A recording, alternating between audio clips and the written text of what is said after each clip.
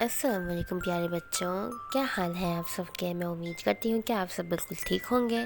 تو پیارے بچوں، آج میں آپ لوگوں کے لیے ایک اور دلچسپ اور مزیدار کہانی لے کر آئی ہوں۔ کہانی اگر اچھی لگے تو اسے لائک کرنا مت بھولیے گا اور میرے چینل کو سبسکرائب کر دیجیے گا۔ تو چلیں کہانی کو شروع کرتے ہیں۔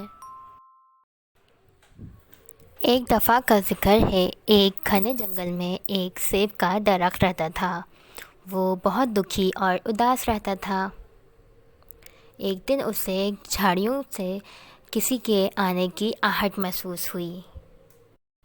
اس نے دیکھا کہ ایک لکڑہارا اپنے ہاتھ میں کلہاڑی لیے اسی کی طرف چل کر آ رہا ہے۔ درخت نے جب اس لکڑہارے کو دیکھا تو اسے آواز دے کر اپنے پاس بلایا اور کہا کہ سنو بھائی، تمہیں لگتا ہے لکڑیوں کی ضرورت ہے، تم مجھے کاٹ کر اپنے ساتھ لے جا سکتے ہو۔ لکڑہارے نے کہا کہ کتنی عجیب بات ہے نا کہ پہلی دفعہ کوئی درخت خود کہہ رہا ہے کہ مجھے کاٹ لو، ورنہ میں تو تمہیں یہاں کاٹنے کے ارادے سے تھوڑی آیا ہوں۔ یہ کلہاڑی تو میں نے اپنے پاس صرف جنگلی جانوروں سے حفاظت کے لیے رکھی ہوئی ہے، کسی پیڑ کو کاٹنے کے لیے تھوڑی۔ درخت بولا، آپ کی بہت مہربانی، آپ مجھے پوری طرح کاٹ کر ختم کر دیجیے۔ آپ اگر چاہیں تو میرے پھل اور لکڑیوں کو کاٹ کر بیچ دیں اور بہت سارے پیسے کمائیں۔ آپ اگر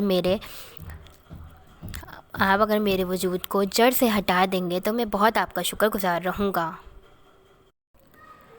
لکڑہارا بولا کہ تم اتنے بڑے اور گھنے ہو، تمہارے اوپر کتنے میٹھے میٹھے اور بڑے بڑے سیب بھی لگے ہوئے ہیں، تم بول سکتے ہو، سن سکتے ہو،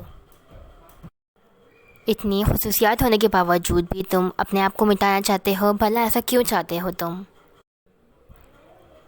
درخت نے کہا کہ میری ان خصوصیات کا کوئی فائدہ نہیں، یہاں بہت سے جنگلی جانور رہتے ہیں جو کہ ہر روز نیا شکار کرتے ہیں، اور اس شکار کے بعد جو گوشت بچ جاتا ہے وہ کھانے کے لیے دوسرے جانور آ جاتے ہیں، جس کی وجہ سے میرے اوپر کوئی بھی پرندہ میرے درخت پر گھونسلہ نہیں بنا پاتا۔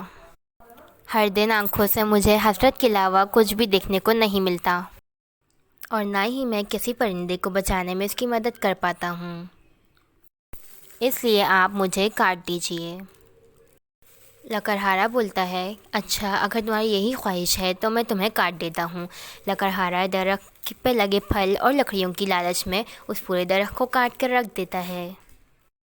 وہ لکڑیوں اور پھلوں کو بیچ دیتا ہے جس سے اس کے پاس بہت سارے پیسے جمع ہو جاتے ہیں۔ مگر جب وہ یہ ساری بات اپنی بیوی کو بتاتا ہے تو اس کی بیوی کہتی ہے کہ آپ دولت کی لالچ میں آ کر اتنا گر جائیں گے، مجھے اندازہ نہیں تھا۔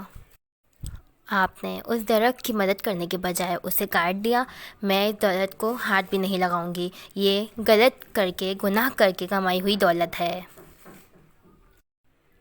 لکڑہارا کہتا ہے، تم نے سچ میں میری آنکھیں کھول دیں، دولت کی لالچ میں اندھا ہو گیا تھا، میں نے دولت کی لالچ میں آ کر اتنا بڑا گناہ کیسے کر دیا؟ لکڑہارا اور اس کی بیوی پچھتاوے کی آگ میں جل رہے تھے، وہ اپنے آپ کو قصوروار سمجھ رہے تھے۔ وہ دونوں کافی دن تک بہت اداس رہے تھے۔ ان دونوں کو بہت افسوس تھا کہ ان دونوں نے اس درخت کو ایک اچھی زندگی نہ دے سکے۔ تبھی لکڑہارے کو اچانک سے یاد آیا کہ اس نے درخت کے کچھ سیب اپنے پاس ہی رکھے تھے جو پوری طرح سے سوکھ کر بیج بن چکے تھے۔ یہ دیکھ کر لکڑہارے کو ایک امید جاگی تھی۔ اس نے سوچا کہ وہ درخت کو ایک پھر سے نئی زندگی دے سکتا ہے۔ وہ دوڑتا ہوا بیجوں کو پہاڑ کے بیچ میں لے گیا۔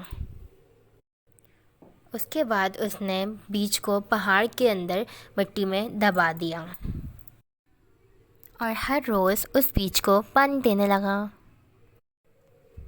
کچھ ہی دنوں میں وہاں ایک پودا اگ گیا۔ اس پودے کو دیکھ کر لکڑہارا اور اس کی بیوی بہت خوش ہوئے۔ کچھ مہینوں بعد وہ درخت بن گیا، اور پہلے کی طرح ہی درخت کی آنکھیں اور ہونٹ نکل آئے۔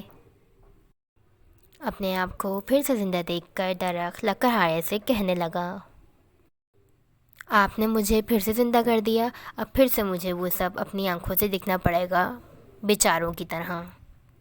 لکڑہارا کہتا ہے کہ اب تمہیں کسی بھی طرح کی حسرت دیکھنے کی ضرورت نہیں پڑے گی، کیونکہ میں تمہیں پہاڑوں کے بیچ لے آیا ہوں۔ یہاں دور دور تک جنگلی جانور نہیں ہیں اور بہت سارے پرندے بھی ہیں جو تمہارے ساتھی بن کر تمہارے ساتھ رہیں گے، اور بدلے میں تم انہیں یہاں سے کھڑے ہو کر موسم کی آگاہی کے بارے میں آگاہ کرنا۔ پھر درخت نے لکڑہارے کی بات سن کر اس کا بہت شکریہ ادا کیا۔ اس طرح لکڑہارا اور اس کی بیوی نے اپنے گناہ سے چھٹکارا حاصل کر لیا تھا۔